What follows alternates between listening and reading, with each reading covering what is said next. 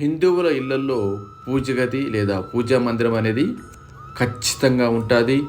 ప్రతిరోజు దేవుడి చిత్రపటాలకు లేదా విగ్రహాలకు పూజలు చేస్తూ ఉంటారు. ముఖ్యంగా తమ ఇంటి దైవాన్ని ఖచ్చితంగా పూజిస్తారు. అయితే కొందరు వ్యక్తులు తమకు తెలియకుండానే కొన్ని పొరపాట్లు చేస్తుంటారు. ముఖ్యంగా దేవుని ఫోటోలను లేదా విగ్రహాలను ఎలాంటి నియమాలు పాటించకుండా పూజిస్తుంటారు. అలా చేయడం వల్ల ఎలాంటి ప్రయోజనం ఉండదని చెబుతున్నారు. ఈ సందర్భంగా పూజా మందిరంలో పాటించాల్సిన పద్ధతులు ఏంటంటే ఆచార వ్యవహారాల గురించి ఇప్పుడు తెలుసుకుందాము. మన ఇళ్లల్లో ఉండే పూజ గది లేదా పూజా స్థలంలో దేవుని విగ్రహం సరైన దిశలో ఉండాలి. అలాగే కొన్ని విగ్రహాలను ఎట్టి పరిస్థితుల్లోనూ పూజా మందిరంలో ఉంచకూడదు.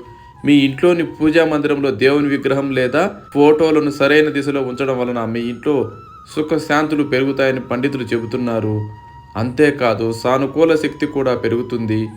అయితే పూజ గదిలో దేవుని విగ్రహాల విషయంలో కొన్ని నియమాలను ఖచ్చితంగా పాటించాలి. ముఖ్యంగా మీ ఇంటి దైవాన్ని సరైన స్థానంలో ఉంచాలి. కొందరేమో పెద్ద పెద్ద విగ్రహాలను ఇంట్లో పెడుతూ ఉంటారు. అయితే అలా పెట్టిన వారు ప్రతిరోజు మహా నివేదన, వారానికి ఒకసారి ప్రత్యేక అభిషేకం చేయాల్సి ఉంటుంది. అందుకే తక్కువ ఎత్తు ఉండే విగ్రహాలు ఉంచుకోవడం ఉత్తమం.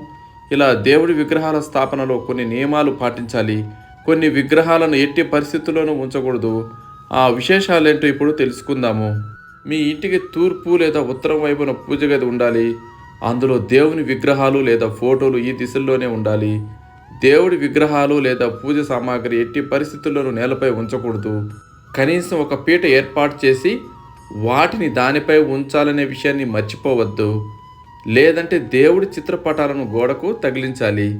పూజా మందిరంలో మీరు ఎంత ఖరీదైన దేవుని విగ్రహాలు ఉంచినప్పటికీ ముందు మీ ఇంటి దైవానికి పసుపు రాయాలి.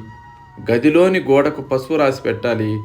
కొందరు తులసి ఆకులు లేదా తమలపాకులను గోడకు రాసి ఆ తర్వాత పసుపును అంటించి తిలకాన్ని పెట్టాలి.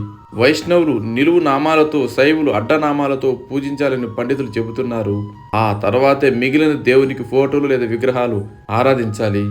పూజా మందిరం ప్రత్యేకంగా లేనివారు పంచముఖ ఆంజనేయ స్వామి విగ్రహాన్ని పెట్టకూడదు. అలాగే గదను భుజంపై పెట్టుకున్న విగ్రహాన్ని లేదా ఫోటోను కూడా పెట్టకూడదు. అలాగే ఉగ్ర నరసింహస్వామి ఫోటోను ఉంచకూడదు. అయితే లక్ష్మీ నరసింహస్వామి, యోగా నరసింహస్వామి, ప్రహ్లాద నరసింహస్వామి విగ్రహాలను పెట్టుకోవచ్చు. అదేవిధంగా నవగ్రహాల విగ్రహాలను ఇంట్లో ఉంచకూడదు. చేతులు పిల్లన గ్రోవి ఉండే కన్నయ్య విగ్రహం ఇంట్లో ఉంచకూడదు. అయితే గోమాతతో ఉండే వేణుగోపాల్ విగ్రహం లేదా ఫోటోలు ఉంచవచ్చు. మన ఇంట్లో ఉండే పూజా మందిరంలో ఎట్టి పరిస్థితుల్లో నటరాజస్వామి విగ్రహం లేదా ఫోటోను ఉంచకూడదని పండితులు చెబుతున్నారు. అలాగే సూర్య భగవానుని ఫోటో లేదా విగ్రహం ఇంట్లో పెట్టుకోకూడదు.